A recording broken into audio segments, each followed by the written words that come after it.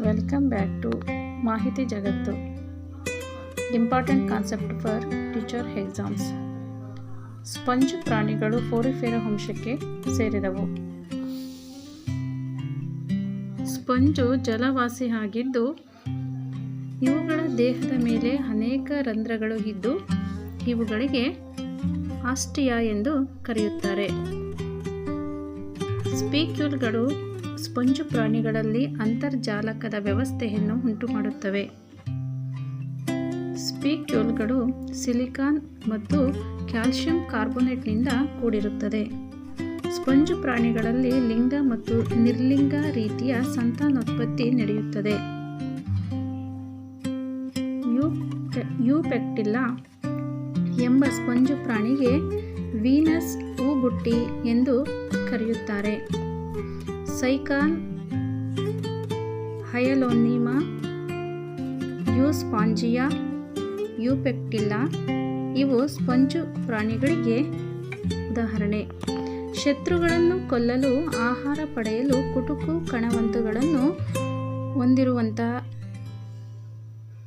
ಕುಟುಕು ಕಣವಂತಗಳು ಎಂದು ಕರೆಯುವರು. ಫೈಸೇಲಿಯಾವನ್ನು ಕುಟುಕು ಕಣವಂತ ಪೋರ್ಚುಗೀಸ್ ಸಮರ ನೌಕೆ ಎಂದು ಕರೆಯುತ್ತಾರೆ. ಕುಟುಕಿದಾಗ ವಿಷ ಸೇರಿಸುವ ಕಣವಂತ ಸೀ ವ್ಯಾಸ್ಟ್ ಎನ್ನುವ ಲೋಳೆ ಮೀನಾಗಿದೆ.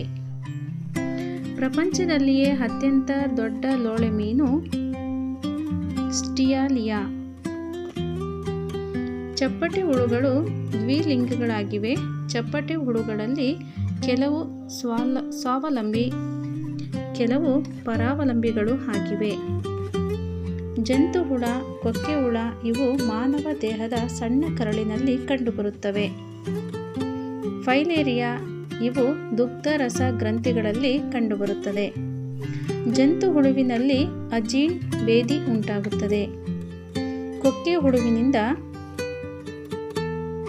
ರಕ್ತಹೀನತೆ ಉಂಟಾಗುತ್ತದೆ, ಏಕೆಂದರೆ ಇದು ರಕ್ತನಾಳಗಳನ್ನು ಘಾಸಿಗೊಳಿಸುತ್ತದೆ. ಫೈಲೇರಿಯಾ ಇದರಿಂದ ಆನೆಕಾಲು ರೋಗ ಬರುತ್ತದೆ. ಜಿಗಣೆಯ ಜೊಲ್ಲಿನಲ್ಲಿ ಹೆಮೆಂಟಿನ್ ಎಂಬ ಔಷಧಿ ಕಿಣ್ವವು ಇರುತ್ತದೆ.